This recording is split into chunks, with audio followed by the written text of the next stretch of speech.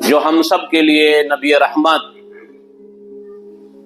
ہم سب کے لیے آخری نبی اور آخری مبشر بنا کے بھیجے گئے، جن کا نام نامی اسم گرامی احمد مجتبیٰ محمد مصطفیٰ صلی اللہ علیہ وسلم ہے۔ سامعین کرام، اسلام ایک ایسا مذہب ہے اور ایک ایسا دین ہے جو اپنے ماننے والوں کو اپنی اولاد کے سامنے محتاج، کنگال، تنگ دست دیکھنا نہیں پسند کرتا ہے۔ اپنی اولاد کے سامنے،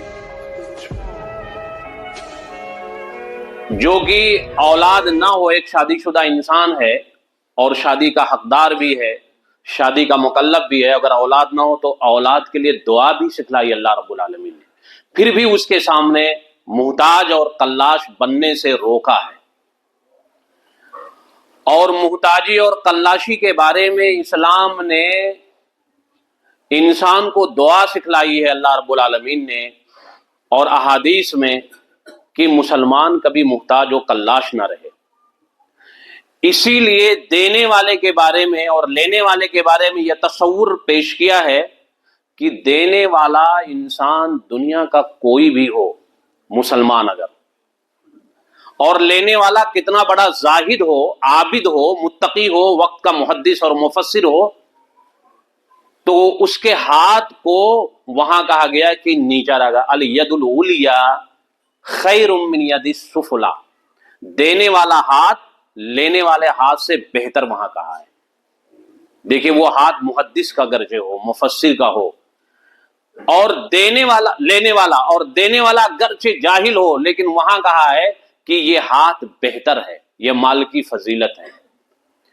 ہمارے سماج میں اور ہمارے اسلام کے اندر رہبانیت، پاپائیت، برہمنیت نے جب جنم لیا تو جہاں بہت سارے اسلامی شناخت، رسوم، اسلامی پہچان اور اسلام کی نشانی کو کھرچا، وہیں سے یہ بھی ذہنوں سے مٹانے کی کوشش کیا کہ اسلام میں مال کمانا فتنہ ہے، اسلام میں مالدار ہونا عیب ہے، اسلام میں مال نہ کمایا جائے۔ اگر اسلام میں مال کمانا فتنہ ہے تو غربت کو اسلام نے عذاب کہا ہے، وہ آپ کو ابھی دوران حدیث عذاب کہا ہے، عذاب۔ اور اللہ کے رسول نے دعا مانگی ہے، کہیں وہ حدیث کہیں چھوٹ جائے، کہا ہے اللہم انی اعوذ بک من الفقر والکفر۔ دیکھیں، فقر کے ساتھ کفر کو اللہ کے رسول نے چسپاں کر دیا ہے کہ اللہ، میں غریبی سے اور تنگ دستی، فقیری سے پناہ مانگتا ہوں، اعوذ بک، عذاب کہ میں پناہ مانگتا ہوں۔ اور جو ہم آخری تشہد کے بعد بہت ساری دعائیں ہیں، چند لوگوں کو یاد ہوتی ہیں، بڑی لمبی لمبی دعائیں، اس میں سے یہ بھی کہا گیا اللہم انی اعوذ بک من الفقر واعوذ بک من الجبن واعوذ بک من عرضل العمر، ایک لمبی، وہ عذاب القبر، کہ اللہ رب العالمین میں عذاب قبر سے، بزدلی سے، بخیلی سے، والبخلی، اور بخیلی سے، ایک لمبی عمر جو انسان کے کسی لائق نہ ہو، اور فقیری سے اللہ رب العالمین میں تیری پناہ میں آتا ہوں۔ یہ ایسی چیز ہے، ہمارے سماج میں تصور کیا دیا جاتا ہے، یہ معذرت کے ساتھ، کہ آپ کہیں ایسا نہ سمجھے کہ کوئی طنز ہے کہ اللہ کی راہ میں نکلو اللہ گھر دیکھ لے گا، یہ بیوقوفانہ باتیں ہیں۔ اللہ کے دین کے لیے چلو، اللہ تمہارا گھر چلائے گا، یہ بھی بیوقوفانہ باتیں ہیں۔ آپ کو میں بتاؤں، ایک صحابی ہے، رسول نے اللہ کے رسول سے کہا کہ میں جنگ میں جانا چاہتا ہوں آپ کے ساتھ، تو اللہ کے رسول نے کہا کہ تمہارے ماں باپ ہیں؟ تو کہا ہاں، ان میں سے ایک ہے۔ تو کہا اس کی خدمت کرو، جنگ کا ثواب پاؤ گے۔ خدمت کا مطلب کیا ہے؟ پیر دابنا، ہاتھ دابنا، نظروں سے دیکھتے رہنا ماں باپ کو۔ خدمت میں ان کی ضرورت، دوا، دارو، کھانا پینا، کپڑا، یہ سب شامل ہے، یہ سب شامل ہے۔ اللہ کے رسول نے کیا کہا کہ آپ رکیے، ان کی خدمت کیجئے، اور ان کی خدمت کر کے آپ جہاد کا ثواب لے لیجئے، جہاد کا ثواب لے لیجئے۔ یہ ہمارا اسلام ہے، ہمارے اسلام کا یہ تصور ہے. ہمارا اسلام غریبی سے پناہ مانگنے کی دعائیں سکھلائی ہیں. اسی لیے بعد اسلاف کا قول نقل ہوتا ہے کاد الفقر یکون کفرن، غریبی انسان کو کفر کے دہانے تک پہنچا دیتی ہے. وہ شاعر کا وہ شعر سنا ہوگا کہ کاپتے ہونٹوں کی فریاد بک جاتی ہے، چادریں پیکرے اجداس بک جاتی ہیں، تم تو دولت کے پجاری ہو تمہیں کیا معلوم، فاقے پڑتے ہیں تو اولاد بک جاتی ہے. جب فاقے پڑتے ہیں نا تو انسان اپنی اولاد ہو، چادریں پیکرے اجداس بک جاتی ہیں. کفن چوری جو کرنے جاتا ہے رات کے اندھیرے میں، جس دن میں اکیلے پن پہ جو قبرستان ہوتے ہیں بعض کمزور دل کے لوگ نہیں جانا پسند کرتے، رات میں وہ انسان کتنا ہمت لے کے جاتا ہے، اور وہ اپنے پیٹ کے آگ کو بجھانے کے لیے صرف. تم تو دولت کے پجاری ہو تمہیں کیا معلوم، فاقے پڑتے ہیں تو اولاد بک جاتی ہیں. انسان اپنی اولاد کو بیچ دیتا ہے اپنی غربت کو مٹانے کے لیے. تو اسلام میں غریبی کا تصور نہیں ہے، غریبی کا تصور نہیں ہے. ہم مسجد سے نکلتے ہیں نا، مسجد میں انٹری کرنے کی دعا کون سی؟ اللہم انی اعوذ بک اللہم افتح لی ابواب رحمت. اے اللہ تو اپنے رحمت کے دروازے کھول دے میرے لیے. اب تیری رحمت کے ہم سائے میں آئے ہیں، ایک رحمت کی جگہ میں آئے، اور جب ہم نکلتے ہیں تو کیا کہتے ہیں؟ اللہم انی اسألوک من فضلک. اے اللہ ہم تیرے فضل کا آپ سوال کر. فضل کس کو کہتے ہیں؟ اللہ کے فضل میں کیا شامل ہے یہ تو بتائیے. یہی دنیاوی ہماری ضرورتیں، دنیاوی جو ہماری جائز چیزیں ہیں، ہماری کمائی، اب تیرے فضل کا میں سوال کر رہا ہوں. اور جمعہ کا دن انسانیت، مسلمان اکٹھا ہوتے ہیں بغیر بلائے ہوئے، ایک سورہ جمعہ رکھا ہے، اور سورہ جمعہ کو دیکھیں جمعہ کے اندر یہ داخل کیا کہ لوگ سنیں فَإِذَا قُضِيَتِ الصَّلَاةُ فَانتَشِرُوا فِي الْأَرْضِ وَابْتَغُوا مِن فَضْلِ اللَّهِ. یہ ان نادانوں سے بتائیے، زبردستی لوگوں کو، معذرت کے ساتھ زبردستی لوگوں کو گھروں سے نکالتے ہیں کہ آپ چلو اللہ کی راہ میں، زبردستی لوگوں کو مجبور کرتے ہیں. یہاں اللہ کیا کہہ رہا ہے کہ جب تم نماز سے فارغ ہو جاؤ، یہ جمعہ کی نماز، فَإِذَا قُضِيَتِ الصَّلَاةُ فَانتَشِرُوا فِي الْأَرْضِ وَابْتَغُوا مِن فَضْلِ اللَّهِ. جب تم نماز سے فارغ ہو جاؤ تو زمین میں پھیل جاؤ، اپنے رب کی زمین میں. وَابْتَغُوا مِن فَضْلِ اللَّهِ. اللہ کی فضل کو تلاش کرو، تلاش، اللہ کے فضل کو تلاش کرو. آپ غریبی کفر ہے. عام طور پہ یہ کہا جاتا ہے کہ مالداروں کو گری نظروں سے دیکھا جاتا ہے نا کہ یہ مالدار ہے، اور فقیر کہتے ہیں یہ فقیر ہے. یہ اصل میں اسلام کی دین نے تصوف کے راستے سے روحانیت. دیکھیے جو عیسائیوں کا رہبر ہوتا ہے وہ شادی شدہ نہیں ہوتا ہے، شادی نہیں کرتا ہے، اسے شادی کرنے کی اجازت نہیں ہے، اور وہ زندگی بھر تنہا رہتا ہے، جسے رہبانیت کہتے ہیں، راہب. اور یہی چیز برہمنیت میں ہے. اسلام میں اسی کو صوفیت کہا گیا کہ یہ بڑے پہنچے ہوئے فقیر، بڑے پہنچے ہوئے بابا، یہ دنیا سے بے نیاز ہیں. یہ دنیا سے بے نیاز نہیں ہے، اللہ کا عذاب ہے ان کے اوپر، اس لیے دنیا سے بے نیاز کر دیا ہے. اللہ کا عذاب ہے. پھر ایک بار سنیے گا، اللہ کا عذاب ہے اس لیے ان کو بے نیاز نہیں کیا، اللہ کا عذاب آیا ہے. اللہ کے رسول صلی اللہ علیہ وسلم نے کیا فرمایا جانتے ہیں؟ کفا بالمرء اثمن، انسان کے گنہگار ہونے کے لیے یہ کافی ہے کہ جن لوگوں کی ذمہ داری اس کے اوپر دی گئی ان ذمہ داری سے دور بھاگے. کفا بالمرء اثمن، یہ حدیث ہے، سن لیجئے گا. اس لیے میں نے کہا اللہ کا عذاب ہے اس بندے پہ جو کٹیا بنا لے، پہاڑوں پہ چلا جائے، سمندر کے کنارے چلا جائے، لوگوں سے دور ہو جائے.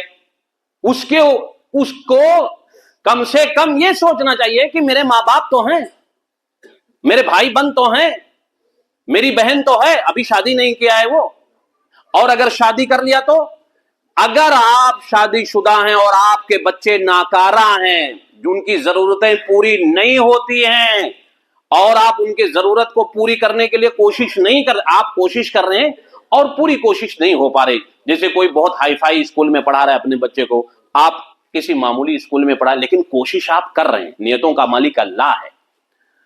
کوئی برانڈیڈ کپڑے اپنے بچے کو پہنا رہا ہے اور آپ نہیں پہنا پا رہے ہیں, لیکن کوشش کر رہے ہیں, تو آپ گنہگار نہیں ہوں گے, آپ گنہگار نہیں ہوں گے. لیکن آپ یہ سوچیں اللہ مالک ہے, اللہ دے گا, یہ بیوقوفانہ باتیں ہیں. آپ کوشش کیجئے, کفا بالمرء. اسی لیے اللہ کے رسول صلی اللہ علیہ وسلم کی وہ حدیث پھر کوٹ کر دوں آپ کے سامنے. جو لوگ کہتے ہیں فقیر ہوں, جھولا لے کے چل دوں گا, یہ بڑے پہنچے ہوئے ہیں, یہ کٹیا بنائے ہوئے ہیں, ان کو یہ دنیا سے بڑے, کہتے ہیں کبھی کبھی یہ اتنے اللہ والے تھے کہ دنیا چھوڑ دیے تھے. وہ اللہ والا تھا, وہ شیطان والا تھا. اس لیے میں نے ایک مرتبہ کبھی کوٹ کیا تھا کسی مسئلے پہ کہ ابن تیمیہ کی کتاب ہے, جو لوگ انگلش پڑھتے ہیں وہ ڈاؤن لوڈ کرتے ہیں, friends of Allah, friends of شیطان, جس کو انہوں نے لکھا کہ اللہ کا ولی کون ہے اور شیطان کا ولی کون ہے. میں نے کوٹ کیا تھا یہ کسی موقع پہ ولایت کے مسئلے پہ. تو وہ شیطان کا دوست ہے, اللہ کا دوست نہیں ہے. کوئی نبی بتاؤ کہ رہبانی رہا ہو. اللہ کے رسول کے پاس 9 بیویاں تھیں, 9 بیویاں, کیسے خرچے چلایا؟ اور نبی پہ صدقہ حرام ہے. یہ بھی آپ سن لیجئے, پتے کی بات, 2 چیزیں, 9 بیویاں, نبی پہ صدقہ خیرات حرام ہے. 9 بیویوں کے خرچے. اور پھر ہم یہ کہتے ہیں کہ صحابہ کرام رضی اللہ تعالی عنہم اجمعین, رضی اللہ عنہم اجمعین, وہ غریب تھے؟ غریب نہیں تھے. ہجرت سے پہلے مدینہ جانے تک کچھ ان کے حالات کمزور تھے, ورنہ اتنے مالدار تھے, اتنے مالدار تھے کہ زبیر بن عوام رضی اللہ تعالیٰ عنہ اور حضرت عبد الرحمن بن عوف کے بارے میں آتا ہے کہ ان کے پاس 4 بیویاں تھیں, اور جب یہ انتقال کر کے گئے تو وراثت کے بارے میں یہ ہوتا ہے کہ بیوی کو 8واں حصہ ملتا ہے. اب 8 حصے کرو گے, ایک بیوی کو 8 یا 4 کلو سونے ملے تھے, اگر میری یادداشت میرا ساتھ دے رہی تو. سن لیجئے گا, غریب غریب نہیں تھے, ایسے دنیا کے اندر اسلام نہیں پہنچایا ہے. دنیا کے اندر ایسے نہیں گئے, دولت ہوگی تب آپ کوئی کام کرتے ہو. اسی لیے اللہ کے رسول صلی اللہ علیہ وسلم کی حدیث ہے, وہ قدسی حدیث کی, اللہ رب العالمین کہتا ہے کہ ہم نے مال کو اس لیے نازل کیا ہے لِإِقَامِ الصَّلَاةِ وَإِيتَاءِ الزَّکَاةِ, تاکہ تم زکات دو اور نماز قائم کرو. مال سے تو نماز زکات دینے کے بارے میں آ رہی ہے بات سمجھ میں, لیکن نماز کیسے قائم ہوگی مال سے؟ نماز. ہم چلتے ہیں پھر مدینہ کی زندگی میں, عثمان غنی رضی اللہ تعالیٰ عنہ کے حوالے سے محدثین کی شرحیں اسی کو کہتے ہیں کہ مسجد کی ضرورت پڑی تو اللہ کے رسول نے کہا کون ہے خرید کے دے گا, کون ہے جو اپنا مال اس میں دے گا تاکہ لوگ عبادت کریں. بھائی بہت سارے ایسی جگہیں اسی دلی میں کہ جہاں 6-7 لوگ ہیں اور ان کے پاس اتنے پیسے نہیں ہیں کہ وہ مسجد بنا لیں, اللہ کی عبادت کر لیں, اپنے گھروں میں کرتے ہیں, اکٹھا نہیں ہو پاتے. تو پیسے ہو گئے تبھی تو نماز قائم کریں گے.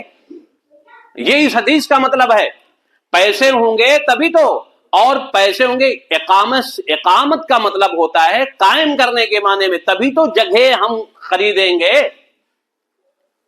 اور زکات دیں گے. یہ بہت بڑی مالی عبادت ہے. اور ایک حدیث میں اللہ کے رسول صلی اللہ علیہ وسلم نے فرمایا کہ ایک صحابی ہے, وہ اس بات پہ میری بات ابھی چل رہی ہے کہ وہ بڑے پہنچے ہوئے ہیں, دنیا سے کٹے ہوئے ہیں, یہ انہی بھی چیزوں پہ چل رہی ہے, اور بہت اللہ والے تھے. اللہ والا وہ ہو ہی نہیں سکتا ہے, ہو ہی نہیں سکتا ہے جناب, جو دنیا کی ضرورتوں سے بھاگ جائے, دنیا کے لوگوں کی ضرورتوں سے اب کنارہ کش ہو جائے.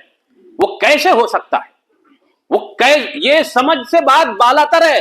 اگر وہ شادی کے لائق, سن لیجئے 2-3 سوال میرے, اگر وہ شادی کا مستحق ہے اور اگر اس کے پیچھے ماں باپ بھائی بہن ہیں. تیسرا سوال یہ ہے کہ دوسرا سوال, اسلام نے رہبانیت سے منع کیا ہے اور یہ منع ہوتے ہوئے وہ شادی نہیں کر رہا ہے, تو وہ کیسے پھر اللہ کا ولی ہو سکتا ہے؟ جیسے اللہ کے رسول نے اس صحابی رسول کو کہا تھا کہ آپ جہاد میں نہ جا کر کے اپنے ماں باپ کی خدمت کرو. اور ایک چوتھی حدیث میں اللہ کے رسول نے فرمایا کہ ایک انسان کے پاس 4 درہم ہو, 4, ایک اللہ کے راہ میں خرچ کر دے. کس میں؟ اللہ کی راہ میں. دوسرا صدقہ کر دے. تیسرا وہ غلام خرید کے آزاد کر دے. غلام کے اوپر کبھی بات آئے گی نا تو فک العانی کے تعلق سے چل رہی ہے ہماری تیاری. غلاموں کو آزاد کرو, قیدیوں کو آزاد کرو. جی ہمارے نوجوان جو ہمارے ریڑھ کی ہڈی تھے اور ہمارے مستقبل تھے جیلوں میں ہیں, اس کے لیے امت مسلمہ کیا کر رہی ہے. تو کبھی بات بتاؤں گا.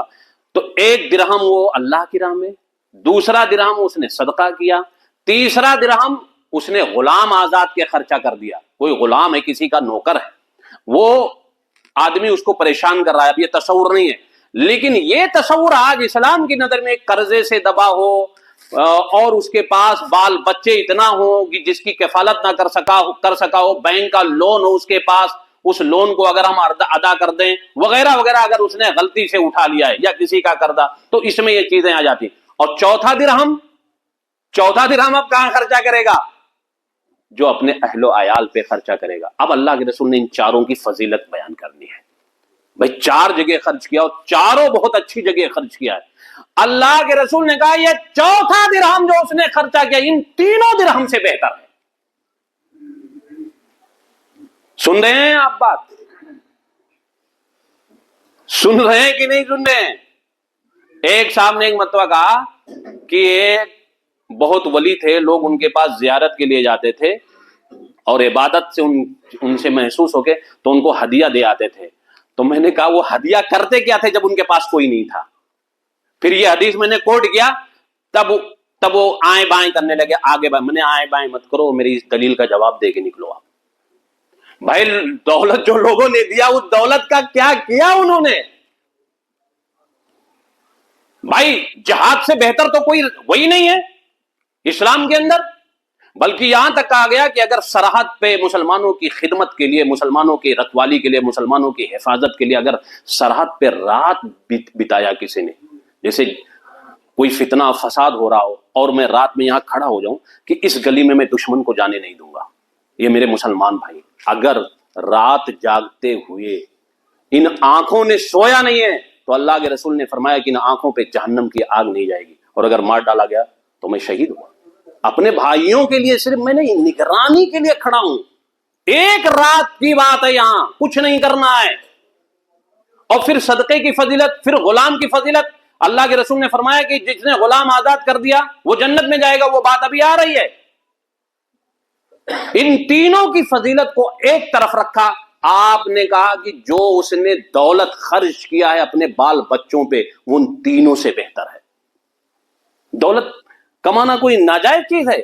دولت کو اگر فتنہ کہا گیا ہے تو فقیری کو بھی فتنہ کہا گیا ہے. لیکن دونوں کب فتنے ہیں؟ جائز استعمال نہ کیا جائے دولت کا، اور غریبی کا ناجائز استعمال کیا جائے، بلا وجہ مانگا جائے. اسی لیے اللہ کے رسول صلی اللہ علیہ وسلم نے فرمایا دعا سکھائیے، یہ دعا یاد کر لو مسلمانوں اور پڑھا کرو. یہ سب دعائیں پڑھو. لمبی لمبی دعائیں نہ معلوم کیا کیا مانگتے ہیں ہم، مختصر الفاظ الفی کے سیکھ لو سب. اللہم انی اسالک الہدی، اے اللہ میں تجھ سے ہدایت کا طلبگار ہوں. ہدایت سب کچھ ہے. والتقی، اور تقوی مانگتا ہوں. جب ہدایت دے دے تو میرا جسم، میرا جان، میرا چلنا، میرا پھرنا تقوی سے خالی نہ ہو. اللہم انی اسالک الہدی والتقی والعفاف، اور عفت اور پاک دامنی مجھے دے. یہ بہت بڑی بات ہے، بہت بڑی بات ہے. لوگ نماز روزہ کرتے ہیں لیکن پاک دامن نہیں ہوتے ہیں. میری باتوں کو بہت غور سے سن لینا، گریبان میں منہ ڈال. عفت، عصمت، 2 چیزیں. والغنا، اور اللہ مجھے مالدار بنا دے. یہ چوتھی طلب ہے. ہدایت، تقوی، عفت و عصمت، اور غنا، دولت. فقیری کہیں نہیں مانگی. سن لیجئے پھر ایک بار سن لو. اللہ کے رسول نے پوری ذخیرہ حدیث و قرآن مجید اٹھا کے دیکھو، کہیں بھی فقیری نہیں کہا، بلکہ دولت کے بارے میں تو دعا سکھلائی اللہ رب العالمین نے. ربنا آتنا فی الدنیا حسنہ وفی الآخرۃ حسنہ وقنا عذاب النار. یہ بہت عام دعا ہے. ربنا آتنا فی الدنیا حسنہ، میرے مولا میری دنیا کو حسنہ، بہتر کر. حسنہ گاڑی گھوڑے، جو ضرورتیں میری ہیں، میرے بچوں کی ضرورت ہے، میرے آل و اولاد کی ضرورت ہے، میرے ماں باپ کی ضرورت ہے، وہ بہتر کر دے میرے مولا. ربنا آتنا فی الدنیا حسنہ وفی الآخرۃ حسنہ، اور آخرت بھی اچھی بنا. یہاں جو میں نے اچھائی تیری نعمتوں کو خوب پایا، ان نعمتوں کا جائز استعمال کروں گا تو آخرت بھی اچھی بنا. وقنا عذاب النار، اور عذاب سے مجھے محفوظ کر دے میرے مولا، بچا لے مجھے. یہ دعا سکھلائی ہے. اور ہم یہ کہتے ہیں ہمارے مسلمان، ہمارے مولوی یا ہمارے وہ صوفی، مولوی تو کم کہتے ہوں گے، مولوی پڑھا لکھا کوئی یہ سب باتیں نہیں کرتا ہے. پڑھا لکھا کسی بھی مسلک کا ہو، بلکہ وہی سب سے زیادہ دولت بھی کمانے کی کوشش کرتے ہیں. یہ صوفی سنت کہتے ہیں. ابے یار دولت کما رہے ہو, دولت سے پناہ مانگنے. اللہ کے رسول کو دیکھو, صحابہ کے دیکھو, اللہ کے رسول کے بارے میں انہیں پتہ ہی نہیں ہے کہ 9 بیوی رکھے تھے, آپ کے پاس تو ایک بھی نہیں ہے.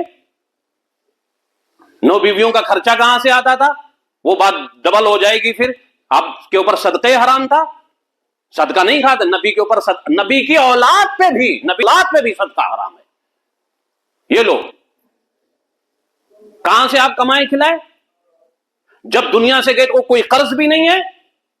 اور اما عائشہ کی اس روایت کے اوپر نظر رکھیں کہ سب سے زیادہ آپ خیرات کرنے والے ہوتے تھے. یہ بھی دیکھو آپ, سب سے زیادہ.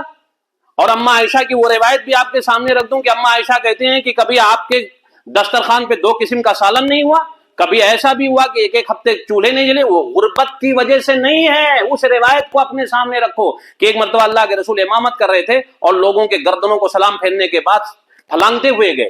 صحابہ نے کہا کہ یہ تو نئی بات ہوئی. فوراً سلام پھیرے, فوراً بھاگے. اللہ کے رسول دیر تک ذکر و اذکار کرتے تھے. اب پھر واپس آپ آ گئے, فوراً آ گئے.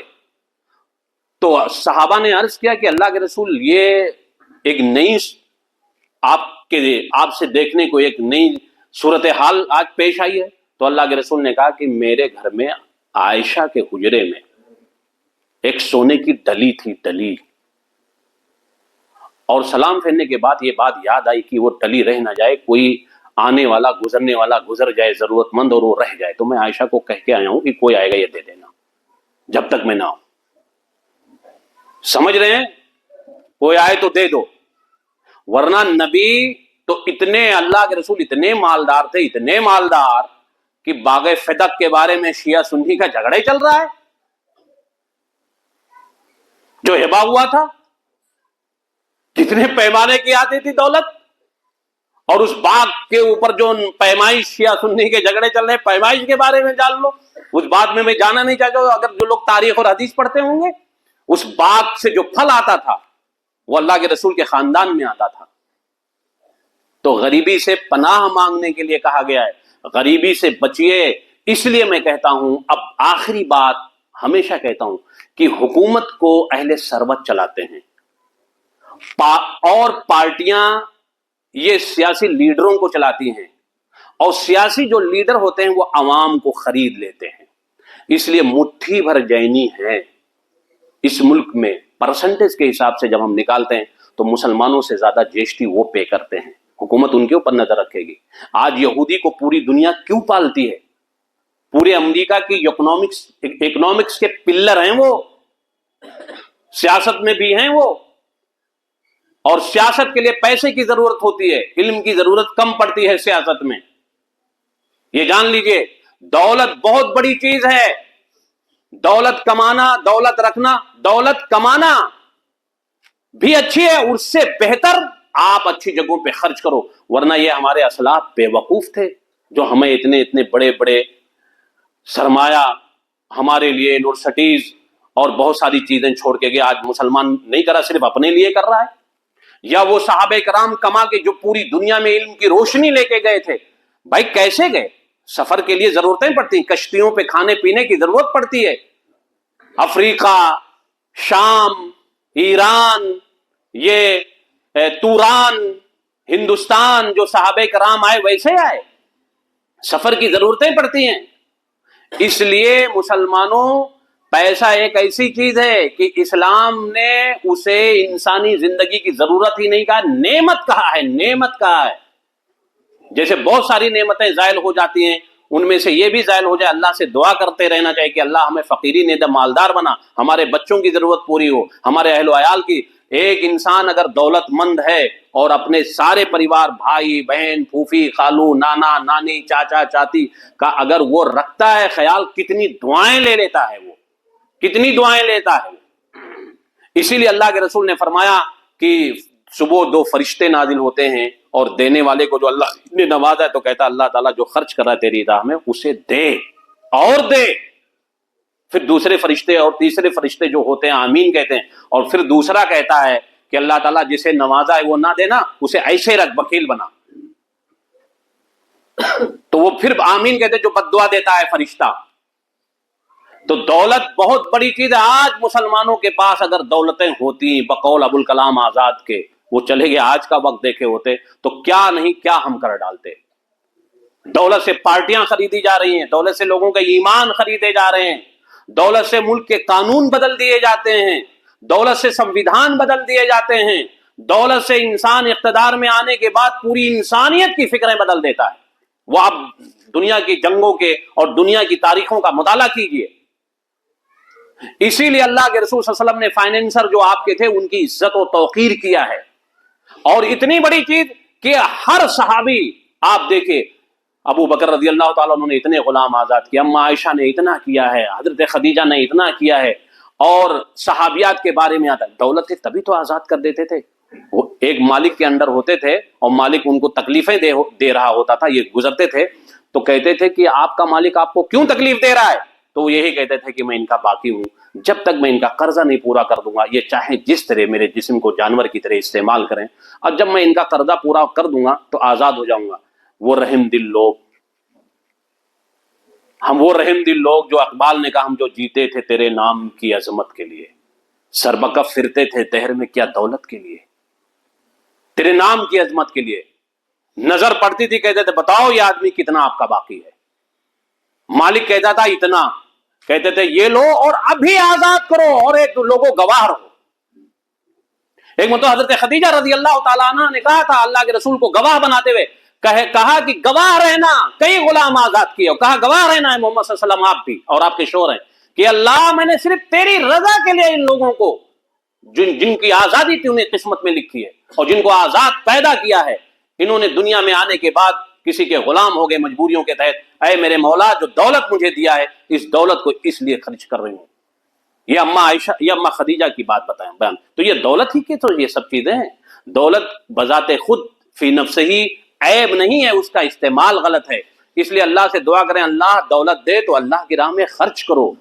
بچے ہمارے کتنے جاہل ہیں ہمارے سماج میں، ان کو پڑھاؤ، ان کی دعائیں لو. کتنی بیوائیں بیٹھی ہیں ان کی خدمت کرو، کتنے یتیم ہیں ان کی کفالت کرو، کتنے غریب ہیں ان کی غربت دور کرو، کتنے مجبور ہیں ان کی مجبوری دور کرو، کتنے مقروض ہیں ان کے قرض کی ادائیگی دو، اور کتنے لا علاج ہیں ان کے علاج میں خرچہ کرو. ویسے جنت پا جاؤ گے، ویسے ہی جنت پا جاؤ گے. دوستو دعاؤں سے جنتیں نہیں ملتی، بے عمل کو دنیا میں راحتیں نہیں ملتی. یہ سن لو، اللہ سے دعا ہے میرے مالک تم تماموں کو اچھی باتوں پر عمل کرنے کی توفیق عطا فرما. جب تک دنیا میں زندہ رکھ ایمان اسلام پہ زندہ رکھ، جب ہمارا خاتمہ ہو تو ایمان پہ ہو، اسلام پہ ہو. وآخر دعوانا ان الحمد للہ رب العالمین. ان الحمد للہ نحمده ونستعینه